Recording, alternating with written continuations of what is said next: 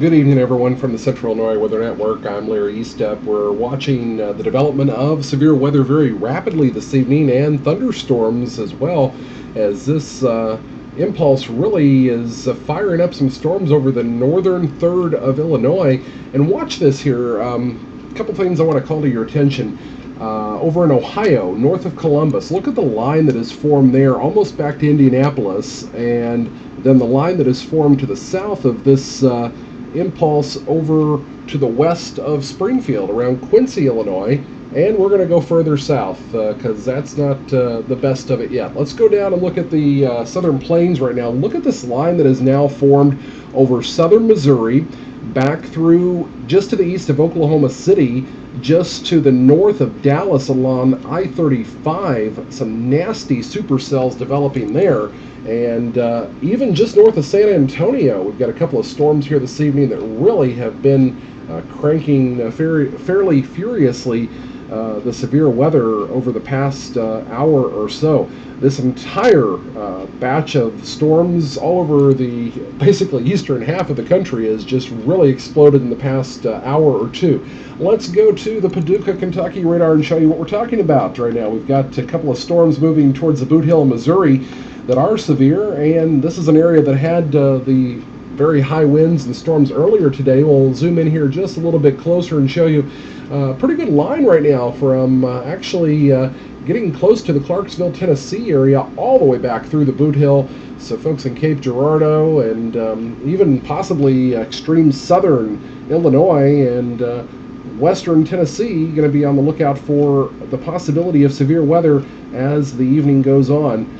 Nasty situation there, and a tornado watch out through portions of Arkansas with that. Now let's go back to Roanoke, Virginia, where we've been watching these tornado warnings throughout the evening. This cell is continuing to show signs of a possible tornado. This tornado warning right now is in effect for the areas just to the east of the interstate, or I'm sorry, just to the north of the interstate, it looks like. Let's put some road icons on here, and we can kind of, well, that isn't helping a whole lot. I-77's over to the west here, and or over to the east rather, along I-81 is what we're looking at. Okay, I-81, just to the north of I-81 is this particular cell that has been tornadic during the past hour or so. Let's check velocity on this, and I lose my velocity there. Let's see if we can get it back. There we go.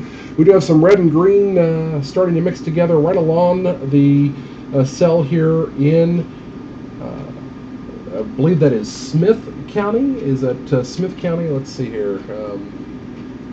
Kind of hard to read that. Smythe County, S-M-Y-T-H. Towns in the path of this particular cell, bring the radar image back up there, would be Atkins and Rural Retreat, Adwolf, and Marion, all under the gun for this particular cell. Let's take it back to reflectivity here and throw the lightning on and show you we've got a lot of lightning out there still with this particular cell, and this is probably throwing down some hail as well from what we've been seeing over the past hour or so, reports coming in. But this storm has a long history of producing tornadoes as it moved through the mountains of eastern Tennessee, and again you can see the lightning there scattered around. A frontal boundary is in the region as well, and storm reports over the past hour or so, not seeing any funnel cloud reports, but radar indications are that there is a possible tornado. Let's come back to Lincoln again here because I want to look at this storm that no longer has warnings with it, but this line again stretching back out towards the Quincy area along I-74, approaching I-39 near the Pontiac area. Let's zoom in on that area, and you can see these storms in Marshall County still have a pretty good punch to them. We're getting, in fact, a hook echo, it looks like, trying to form there with that particular storm over Marshall County. And radar is indicating we do have rotation there, so I would not be surprised if there isn't a funnel cloud with this particular cell. We will keep an eye on it and let you know if any further warnings are issued. But this entire line is tracking towards the east at about 35 miles an hour. Back out to the wider view, you can see not a whole lot approaching Peoria right now.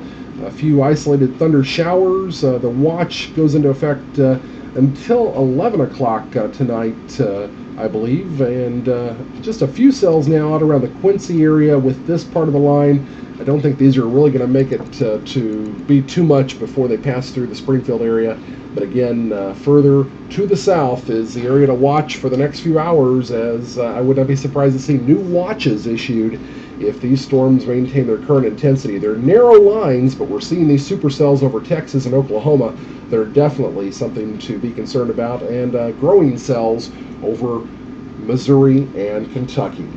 I'm Larry Estep in the Central Illinois Weather Network.